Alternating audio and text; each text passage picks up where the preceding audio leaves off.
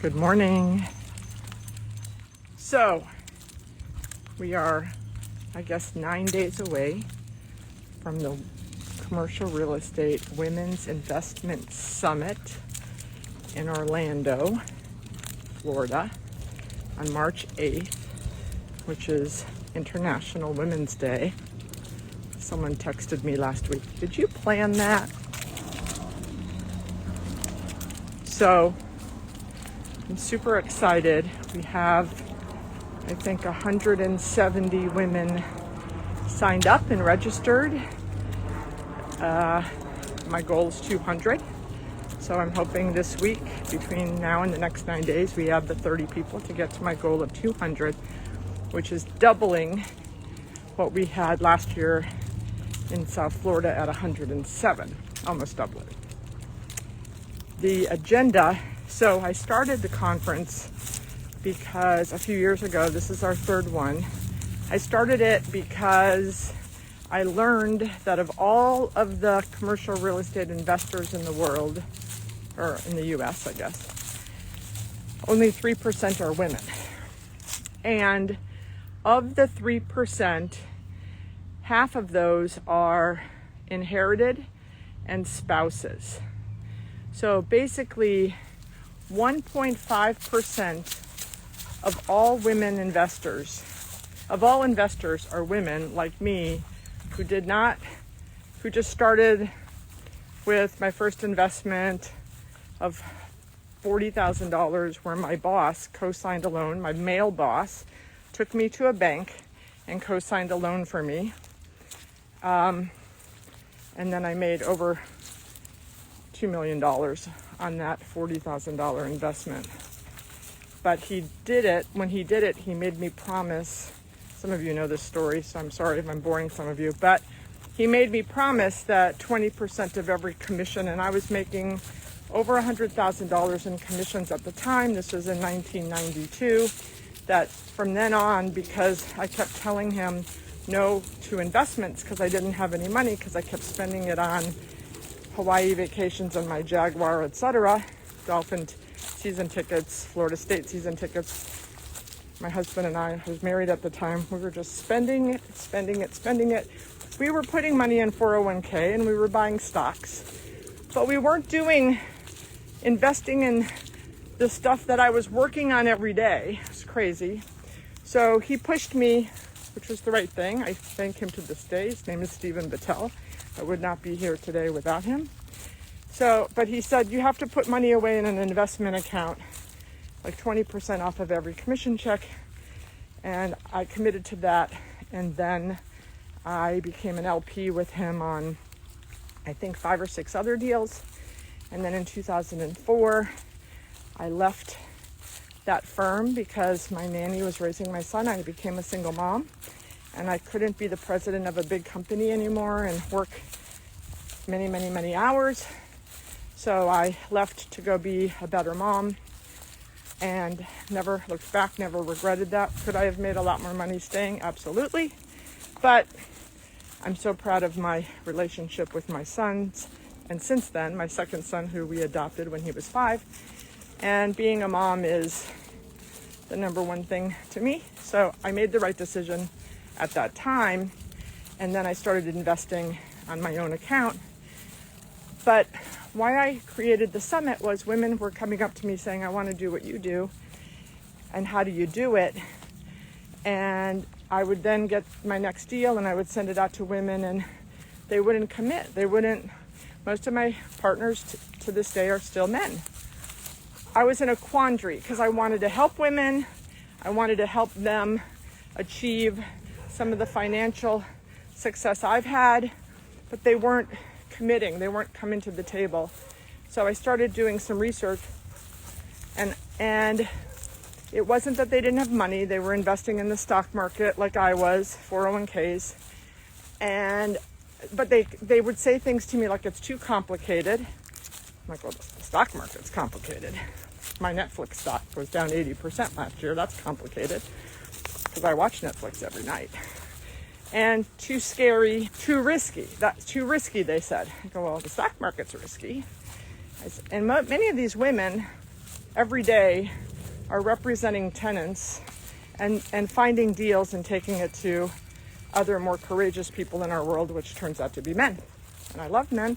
I'm not bashing men. I just want more women to be doing this, especially when they are in the world every day and finding these deals and turning them over to men. I just had a woman, one of my new coaching clients, call me this week and said she sent me 3 or 4 deals and she sent it over to men. I said to her, I'm not going to say her name, but let's say her name is Kathy. It's not. Kathy, we can do these deals. Stop sending these deals to men.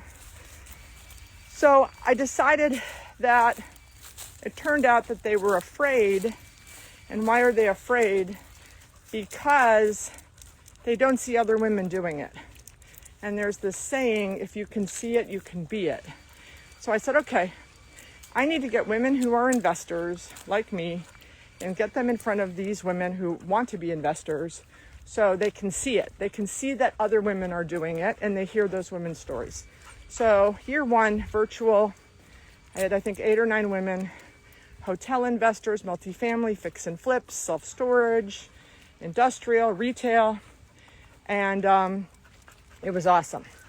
And then last year, we did it live, same thing, a bunch of women investors in all those different asset classes, 107 women, and what an unexpected result came out of it, which I'm beyond excited about, is there was a woman who spoke last year, Natasha Falcone, and she invests in multifamily, and I had invested with her twice at that point, I think 1 6-unit and 1 9-unit, and she had done it before. It was successful. I liked her, I trusted her, I did my due diligence, and I gave her $25,000 each on her 2 deals. And she gets up on stage and we talk about the deals that I'm invested with her and her theory and her thesis, the right word I was looking for, on investing. And so all these women went up to her and said, we're interested in investing with you in the next deal that you invest in. Can you include us? And her next deal she did was an all-woman investment. And I think 8 of the 12 women came from the conference. So that was not my intention for the conference. Obviously it is now. Again, super huge disclaimers that you have to do your due diligence. But what happened at last year's conference is GPs, general partners, met LPs, and LPs, people who wanted to invest but couldn't find deals or were scared or wanted to start small, found GPs.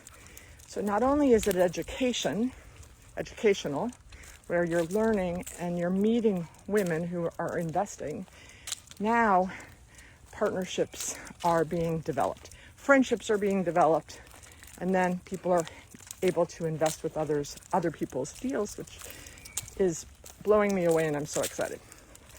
So now it's a conference that delivers 3 things: education, finding deals, and finding partners. Super excited.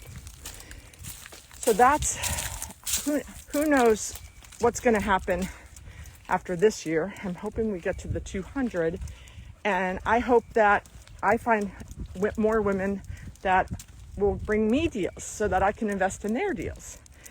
And it's great being an LP, sending checks and getting checks, versus, because I'm busy with my 6 properties as a GP, and doing more LP investing is definitely another use for the conference, that I get to meet all of these wonderful women and invest in their deals. So again, with 100, 1,000, 1,000,000% disclosure or disclaimer that you have to do your own due diligence. You need to hire lawyers to look at the documents. You know, I'm not recommending all of these deals, blah, blah, blah, all that stuff. You're going to have to do that at the conference in a big way. So anyway, March 8th, I'm so excited. Someone said, oh, how much money are you making on this conference? Actually, as of right now, I think we're 12,000 in the hole. This is not about making money on a conference. I am blessed at the age of 62, where I do not need to make money on women that I'm trying to help get them to be investors. So it would be great if we broke even. If we hit the 200 mark, we won't be breaking even. But that's okay.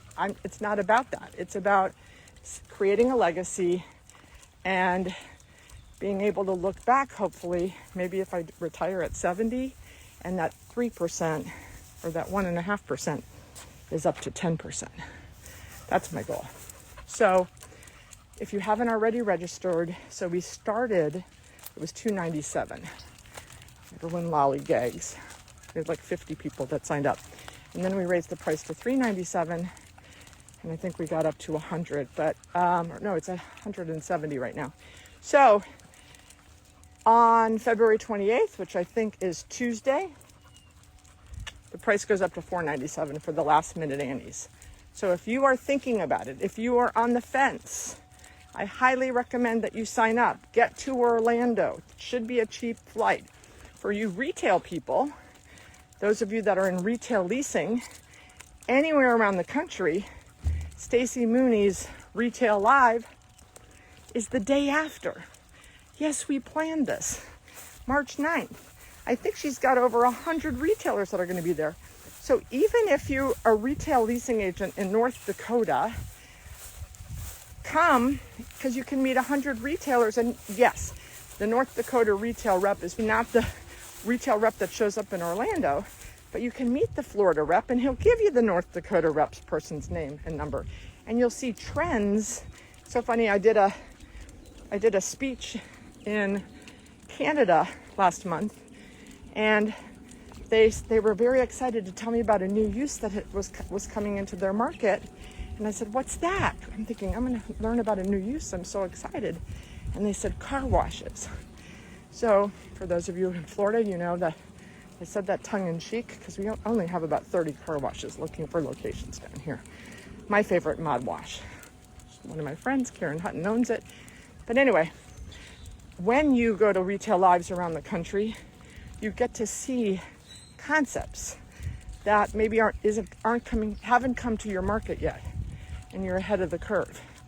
So if you're in retail and you're a woman, men are invited. Last year we had about 5 men.